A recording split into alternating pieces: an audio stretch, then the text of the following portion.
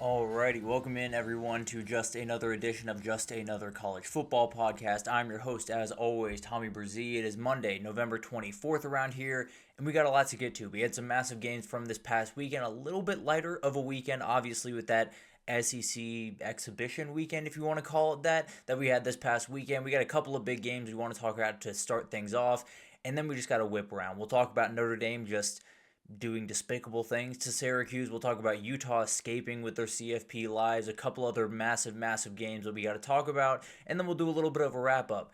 We got to talk about coaching carousel. We got to talk about Mike Norvell staying at Florida State, Penn State getting a little bit closer to a decision, but a lot of discord among the fan base of what that decision should be. Lane Kiffin update. Auburn seems like they have their guy. They're just waiting on that moment. And we have a new opening. Cal has fired Justin Wilcox. We'll get to all of that at the very end. For right now, we got to talk about the big games from this past weekend. To my count, we had 4 massive games for this past weekend that totally changed the way the CFP is going to be rolled out. And we'll start up there in Eugene, Oregon. Oregon gets a win 42-27. Apologies for that. 42-27 there instead of 37 for USC. But this Oregon team is really impressive. And they're a team this is a game on paper. It looks like a shootout. It looks like a game where they had to score 42 points to win it. And part of that is true. But they won this game running the football. They won this game winning the line of scrimmage the way that they really have the entirety of the season. The crazy part about it is the Oregon offensive line was banged up coming into this game. Isaiah World did not play. Alex Harkey left, I believe, early in this game, and they had a couple other injuries as well at those tackle positions and other positions on that offensive line, not to mention Evan Stewart not playing, which has been the case for a long time, so not really a huge thing there, but Decoria Moore didn't play. Gary Bright Jr. didn't play. That's your top 3 wide receivers, period, end of story, and you had a couple other guys that did not play in this football game. Oregon was down to the studs in a lot of different ways, especially on that offensive line, and they still won the battle up front by a pretty decided margin. They ran the ball much more effectively, 179 yards on the ground for Oregon, 52 for USC on 28 carries. That's the difference in this football game. When Noah Whittington is running the football like that, when Jordan Davison is being a part of the group the way that he was in this football game, it's going to be really hard to stop this group. Not to mention you have Dante Moore. If I was the GM of any NFL team right now and I had the number 1 overall pick in the 2026 draft, if Dante Moore is on that board, I'm taking Dante Moore. He is so uniquely impressive. His ability to manage a pocket, his ability to make throws that not a lot of guys are confidently making, and he makes them consistently. The seam shot to Kenyon Sadiq for a touchdown. Ridiculous. Truly a ridiculous throw that so many different quarterbacks in the college football realm just put in their pocket and decide to save for another down, don't have the confidence to throw that ball in, definitely don't have the accuracy to throw that football. Dante Moore is so calm, so cool, so collected. He struggled against Indiana. There's no doubt about that, and he's going to have bigger challenges down the road, and we'll see how he reacts. The kid is uniquely talented and has all of the tools you could possibly want for a quarterback. If he comes back in 2026, then he's going to be right up there for the 2027 draft. But at the end of the day, this kid looks NFL ready to me. He put on a show on Saturday, and it was an incredible thing to watch. We'll talk about USC probably after the season. I want to do a segment just talking about teams that played probably better football than they're going to get credit for this year. USC would fall into that group for me. I think a lot of people have their problems with Lincoln Riley, some well-founded, some not as well-founded. He's turned a lot of keys at this program that I thought were just kind of past being turned in a certain sense. I thought he was well down the road of just not ever having an elite defense at USC, not ever being a team that can impose their will, and they still have work to do. This was never going to be a one-year thing. This was always going to be 2 or 3 years before they really become the team that they want to be. They are tougher this year. They are better on both lines of scrimmage. They're not Oregon elite, and I think that's the difference that you found out on Saturday. And that's okay. It's not ideal. Obviously, USC wants to compete with Oregon. They want to compete for Big Ten championships and national championships. But it's still a uniquely talented team, and they are turning the right keys. They are flipping the right switches. Can they continue that into 2026 will be a big question because Mekhi Lemon, likely off to the NFL, had 3 touchdowns, including a passing touchdown in this football game, has kind of a cannon on him. Jacoby Lane went for over 100 yards. He's likely off to the NFL. Tanook Hines goes for 141. He will likely be back in LA next year. An incredible football player and will likely be the leader for this wide receiver group going into next year. We have time to talk about USC. I've been really impressed with what Lincoln Riley has been able to do. It's not about necessarily the record that they have or the teams that they've lost to or the teams that they've beat. The way that they're playing football is so much tougher, has more of an edge, and they're much better on both lines of scrimmage than they were even a year ago, and definitely feel that they will be better even next year with Jakeem Stewart and those younger players getting a little bit more run and getting more comfortable. We'll talk about USC, plenty of time to get into them. This likely does take them out of the playoff picture. I think Oregon is as dangerous as anyone when we talk about the playoff because they're getting healthy. We talked about that offensive line. That is something that has been there for the vast majority of the year. They will get back to that elite level that they had early in the year on that offensive line. Getting Evan Stewart back is massive. That is one of the better wide receivers in the entire country. Coming into this year, he gets hurt in fall camp, and they're able to make it work just enough offensively. If that guy gets back into the mix before the playoff, that's terrifying. It's truly terrifying what Will Stein and that offense is going to be capable of doing, including the three incredible running backs that they have, including Kenyon Sadiq, including DK Moore, who will be healthy at that point. You got to get through the Washington game. I've talked about this a number of times. A 10-2 Oregon, I think you're in. I can't promise that. So let's go ahead and take care of Washington, move on to maybe the Big Ten Championship, probably just off to the playoff, and then we'll see what happens. It's a dangerous team that's getting healthy at the right time, and Evan Stewart's one of those wide receivers that I think a lot of people are going to remember just how good he is when he gets back on the football field. Oklahoma gets a Oklahoma-type win, 17-6 over Missouri. They know exactly who they are, and it's a very valuable thing in this era of college football where so many things are changing. Things changed about this football team throughout this year for Oklahoma, but they know exactly who they are. They're a suffocating defense and an offense that has to make one or two big plays per game and try to possess the ball as much as you possibly can. That's the goal at the end of the day. I like John Mateer. I think he's a good football player. I think if he comes back for 2026 and they do more around him, they can be a ridiculously good offense. I really do believe that. He is missing things that are going to hurt him in a college football playoff setting. Now, hits Isaiah Satania for the massive play. That was more than half of his passing yards on the day. So he's got to figure something out. In some of these bigger games, he's going to have to make these big throws. He's going to have to get his eyes into better positions because there are open receivers. He's either missing them with his eyes or he's missing them with his arm. Very talented kid, though. Absolutely someone that can make those big plays. And when you have a defense like that, you can do a lot of things wrong and still be able to win a football game by 11 points, which is exactly what happened in this game. This game really just felt like Missouri kept having chances at it, kept having chances to at least make it close. I don't know if they were going to win this football game. They were down by 11 for the vast majority of it, but a couple of big plays that they hurt themselves with penalties, or the drop from Kevin Coleman in the end zone late in that football game, just little margins. That's all that Oklahoma needs to win these games, because the defense is so talented, because the defense makes incredible adjustments, and that was very, very evident early on in this game. I believe in the first 7 carries for Ahmad Hardy, he had 42 yards. He finished with just over 50 on 17 carries. They totally shut him down, and they said, we're not worried about the deep passing game with an injured quarterback coming back. We're going to fly downhill. And Owen Heineke and company, those linebackers, made every single play in the world. I was very worried early in that game because it looked like the wide zone was hurting them, and no R. Mason Thomas was making a big difference in that football game. Then the big adjustment from the linebackers, they fly downhill, and they totally shut him down for the rest of the game. And now you're not far from a CFP berth. After that Texas Ole Miss loss, I think everyone, including myself, would have bet against you to make the CFP. You found your way there. It's not a perfect team. It is a defense that can stop just about any offense in the country, and that gives you a shot. And it's an offense that is just explosive enough, makes just enough big plays. Isaiah Satania could return a kick in a playoff game. He could make a massive 87-yard touchdown in a playoff game.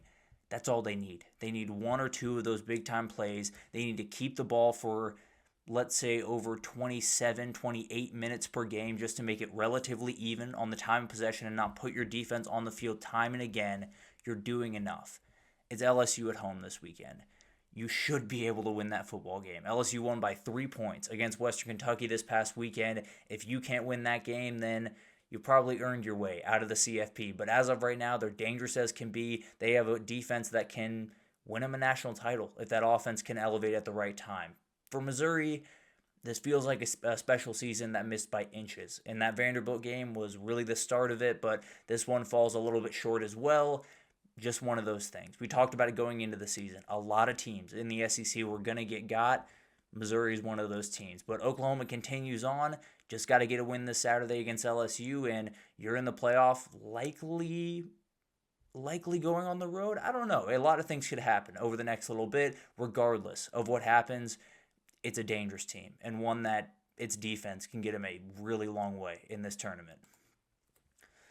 BYU gets a 26-14 win over Cincinnati. BYU is just a really good football team. We can try to reason with it as much as we want to. We can say they're not interesting enough, whatever. They play really, really good football. And like Oklahoma, they know exactly who they are. It's a little bit different than what Oklahoma is, but they are a down and dirty football team. They will drag you into the mud and keep you there. They're going to possess the ball 38 plus minutes in this football game. They had the football. It's just a really, really tough team to beat. They are going to give you body blow after body blow, and then at a certain point, you are going to quit. Mainly because LJ Martin's a nightmare. The kid is absolutely freakish. Went for 222 yards, a career high in this football game. Sits at 225.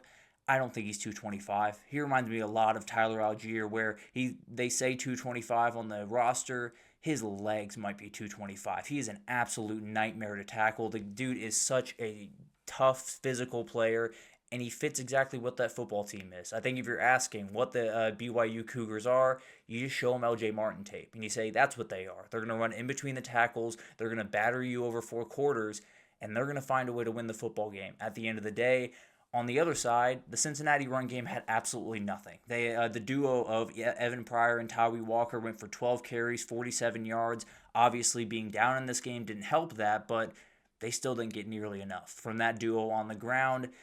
And now you get to the playoff conversation with BYU.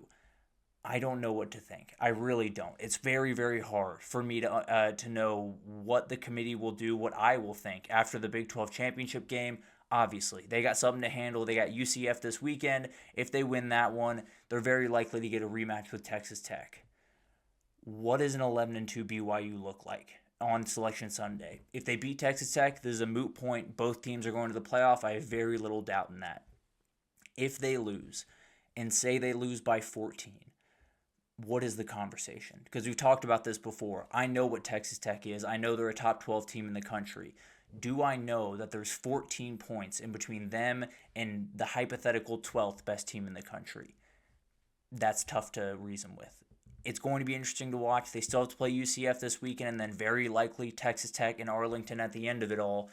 It's going to be a fascinating conversation. There's no doubt about that. Cincinnati is another team that I'll talk about at the end of the season, much like I'll talk about USC. It was a good year, but you start 8-0 and you have a lot of different thoughts about what the season could be, and now you're staring down a trip to Fort Worth just trying to get to 9 wins. Just a really tough finish for a really fun team in 2025, and for BYU, everything's still on the table. I wouldn't worry about the 11-2 scenario because none of that's happened yet. You got to beat UCF, you got to handle Texas Tech. If you do both those things, you're in the CFP without question. If you lose to Texas Tech, I'll probably be fighting for you on Selection Sunday. Will it get through is a big-time question mark, and I'm not sure if it will. We'll deal with that when it comes to it. Obviously, there will be plenty of debate when we get to that moment, but an 11-2 BYU might be the biggest wrinkle in this year's playoff. And then Georgia Tech just gets rolled in a lot of ways by Pitt 42-28. This is not what I expected. And not necessarily that I didn't expect Pitt to win. Well, I didn't pick them to win, so I didn't expect Pitt to win. But not necessarily to say I didn't think Pitt had the capability of winning. This is not the way I saw it going down. Georgia Tech played a terrible opening quarter, went down 28-0. Pitt was firing on all cylinders. The Georgia Tech defense looked all out of sorts. And then they kind of found something. Late in the first half, they scored 2 touchdowns. They get back within 14 points. Early in the third quarter, they get a stop. They're driving down, and then Haynes King throws the pick six. The 100-yard pick six by Lovelace goes all the way back down the other way. Instead of cutting it to 7 points, it's a 21-point lead again, and that was pretty much the end of the day. Jakarian Turner was incredible in this football game. Desmond Reed doesn't play, and you're thinking, Pitt's missing their best playmaker. Georgia Tech's offense has always been able to produce. Are they going to be able to keep up? Pitt was able to keep up. This was the best football player on the field on Saturday, and it was incredible to watch this guy go to work. Remarkable breakout speed when he gets into open space. Really good blocking up front from Pitt, but when that guy finds a crease, he is out the door. There's no doubt about that. Incredible game by him, and he keeps Pitt firmly in the ACC conversation. It knocks Georgia Tech fully out of it, and I think you're going to look back on that game going up to NC State and think, that's just one you have to be able to win. And I think they understand that. Brent Key was none too happy after the game on this one, and he missed a massive shot. You missed a chance in an open ACC to go win it, go to the CFP, and start building going into next year. Again, still a very, very good season for a team that, if I told you 9-3 coming into the year, I think about 99% of Georgia Tech fans would say that's more than fine.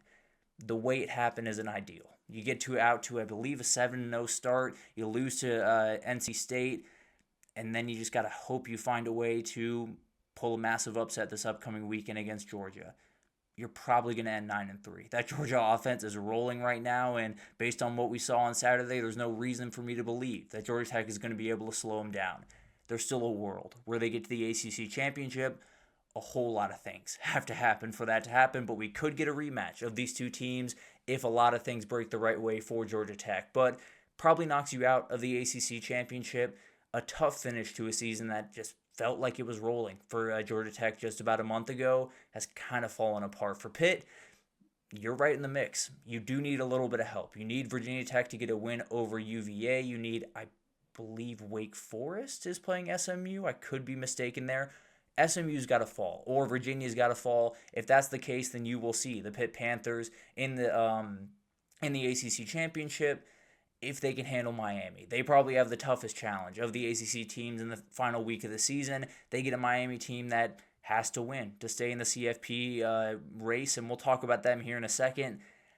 I don't know how you keep a 10-2 Miami out. And again, we will talk about more of this as the week goes on. But a huge win for Pitt here keeps them in the ACC championship conversation. Likely knocks Tech fully out of the conversation after an incredible start for the Yellow Jackets. Now you got to go play one of the best teams in the country, and we'll see how that goes. Both these teams have to go play some of the best teams in the country. We'll see how that unfolds. But all these games had massive implications. You have an Oregon team that essentially locks up their trip to the CFP. I guess a loss to Washington can make things sketchy, but tend to believe they're going to win that football game and they'll move on forward to the CFP.